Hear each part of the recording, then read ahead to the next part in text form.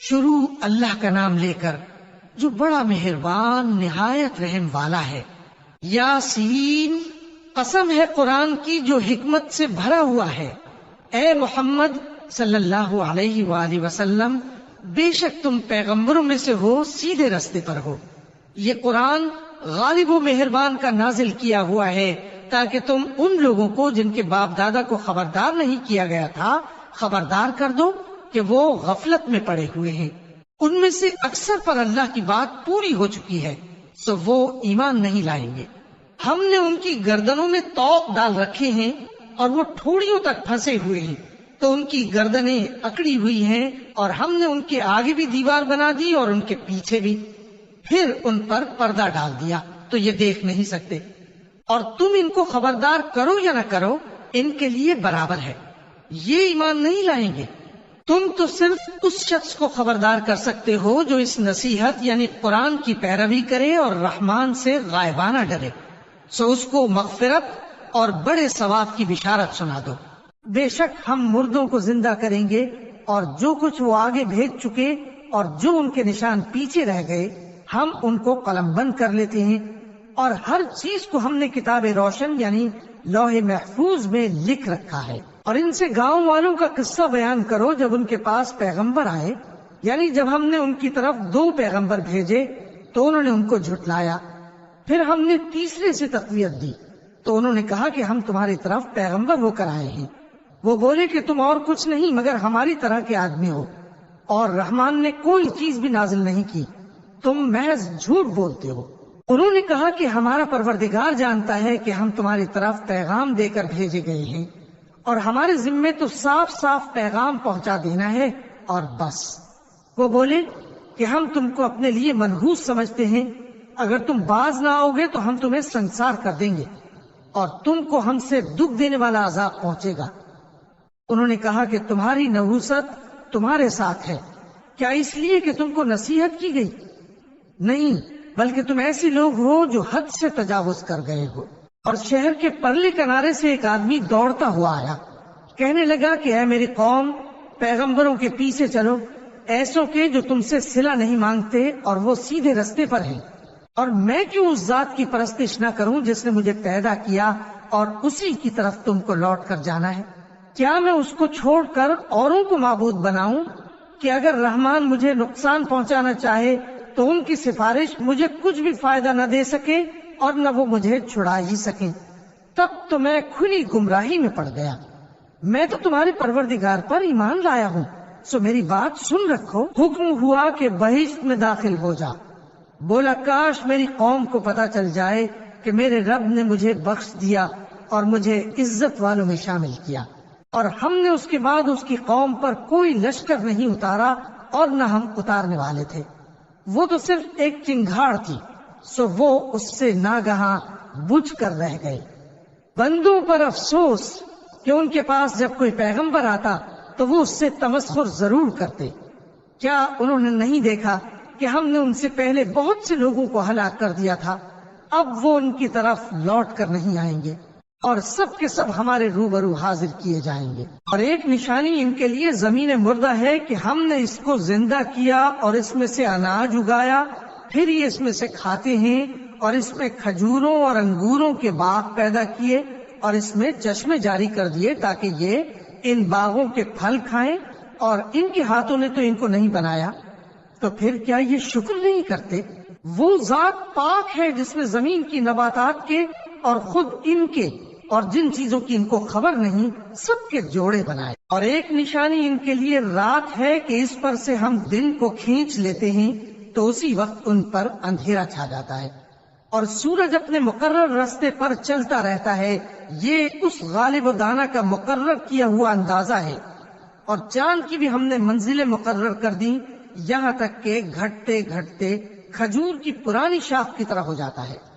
نہ تو سورج ہی سے یہ ہو سکتا ہے کہ چاند کو جا پکڑے، اور نہ رات ہی دن سے پہلے آ سکتی ہے، اور سب اپنے اپنے مدار میں تیر رہے ہیں۔ اور ایک نشانی ان کے لیے یہ ہے کہ ہم نے ان کی اولاد کو بھری ہوئی کشتی میں سوار کیا، اور ان کے لیے ویسی ہی اور چیزیں پیدا کی جن پر یہ سوار ہوتے ہیں، اور اگر ہم چاہیں تو ان کو غرق کر دیں پھر نہ تو ان کا کوئی فریاد رس ہو اور نہ ان کو رہائی ملے، مگر یہ ہماری رحمت اور ایک مدت تک کے فائدے ہیں۔ اور جب ان سے کہا جاتا ہے کہ جو تمہارے آگے اور جو تمہارے پیچھے ہے اس سے ڈرو تاکہ تم پر رحم کیا جائے، اور ان کے پاس ان کے پروردگار کی طرف سے کوئی نشانی نہیں آتی مگر اس سے منہ پھیر لیتے ہیں۔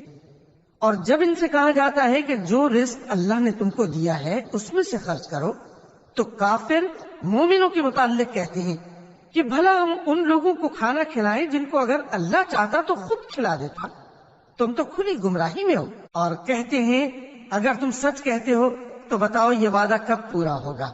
یہ تو ایک چنگھاڑ ہی کے منتظر ہیں جو ان کو اس حال میں کہ باہم جھگڑ رہے ہوں گے آ پکڑے گی، پھر نہ تو یہ وصیت ہی کر سکیں گے اور نہ اپنے گھر والوں میں واپس جا سکیں گے۔ اور جس وقت سور پھونکا جائے گا یہ قبروں سے نکل کر اپنے پروردگار کی طرف دوڑ پڑیں گے، کہیں گے ہائے بربادی، ہمیں ہماری خوابگاہوں سے کس نے جگہ اٹھایا۔ یہ وہی تو ہے جس کا رحمان نے وعدہ کیا تھا اور پیغمبروں نے سچ کہا تھا۔ وہ تو صرف ایک زور کی آواز ہوگی کہ سب کے سب ہمارے روبرو آ حاضر ہوں گے، پھر اس روز کسی شخص پر کچھ بھی ظلم نہیں کیا جائے گا اور تم کو بدلہ ویسا ہی ملے گا جیسے تم کام کرتے تھے۔ اہل جنت اس روز عیش و نشاط کے مشغلے میں خوش ہوں گے، وہ بھی اور ان کی بیویاں بھی سایوں میں تختوں پر تکیے لگائے بیٹھے ہوں گے، وہاں ان کے لیے میوے ہوں گے اور جو وہ منگوائیں گے ان کو ملے گا۔ ان کو پروردگار مہربان کی طرف سے سلام کہا جائے گا اور وہ فرمائے گا کہ گناہ گارو تم آج الگ ہو جاؤ۔ اے آدم کی اولاد، کیا میں نے تم سے کہہ نہیں دیا تھا کہ شیطان کو نہ پوجنا، وہ تمہارا کھلا دشمن ہے، اور یہ کہ میری ہی عبادت کرنا یہی سیدھا رستہ ہے، اور اس نے تم میں سے بہت سی خلقت کو گمراہ کر دیا تھا، تو کیا تم سمجھتے نہیں تھے؟ یہی وہ جہنم ہے جس کے تمہیں دھمکی دی جاتی تھی، جو تم کفر کرتے رہے ہو اس کے بدلے آج اس میں داخل ہو جاؤ۔ آج ہم ان کے منہوں پر مہر لگا دیں گے اور جو کچھ یہ کرتے رہے تھے ان کے ہاتھ ہم سے بیان کر دیں گے اور ان کے پاؤں اس کی گواہی دیں گے، اور اگر ہم چاہیں تو ان کی آنکھوں کو مٹا کر اندھا کر دیں، پھر یہ رستے کو دوڑیں تو کہاں سے دیکھ سکیں گے، اور اگر ہم چاہیں تو ان کی جگہ پر ان کی صورتیں بدل دیں، پھر وہاں سے وہ نہ آگے جا سکیں اور نہ پیچھے لوٹ سکیں۔ اور جس کو ہم بڑی عمر دیتے ہیں تو اسے تخلیق میں اوندھا دیتے ہیں، یعنی اسے بچپن کی کمزوری والی حالت کی طرف لوٹا دیتے ہیں، تو کیا یہ سمجھتے نہیں؟ اور ہم نے ان کو یعنی اپنے پیغمبر صلی اللہ علیہ وآلہ وسلم کو شعر گوئی نہیں سکھائی اور نہ وہ ان کو شایع ہی ہے، یہ تو محض نصیحت ہے اور صاف صاف قرآن ہے، تاکہ اس شخص کو جو زندہ ہو خبردار کرے اور کافروں پر بات پوری ہو جائے۔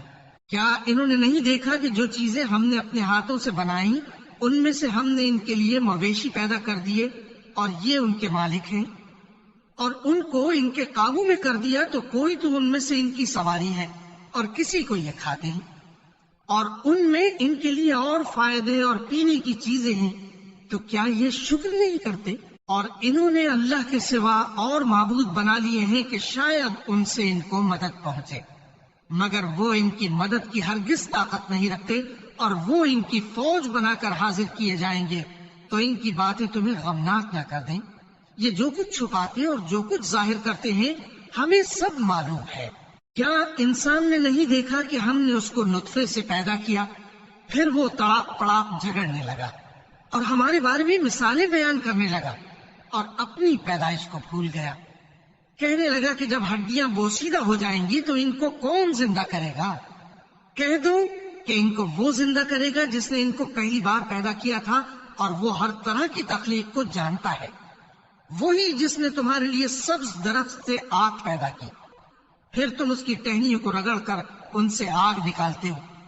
بھلا جس نے آسمانوں اور زمین کو پیدا کیا، کیا وہ اس بات پر قادر نہیں کہ ان کو پھر ویسے ہی پیدا کر دے؟ کیوں نہیں؟ اور وہ تو سب کچھ پیدا کرنے والا کامل علم والا ہے۔ اس کی شان یہ ہے کہ جب وہ کسی چیز کا ارادہ کرتا ہے تو اس سے فرما دیتا ہے کہ ہو جا، تو وہ ہو جاتی ہے۔ وہ ذات پاک ہے جس کے ہاتھ میں ہر چیز کی حکومت ہے، اور اسی کی طرف تم کو لوٹ کر جانا ہے۔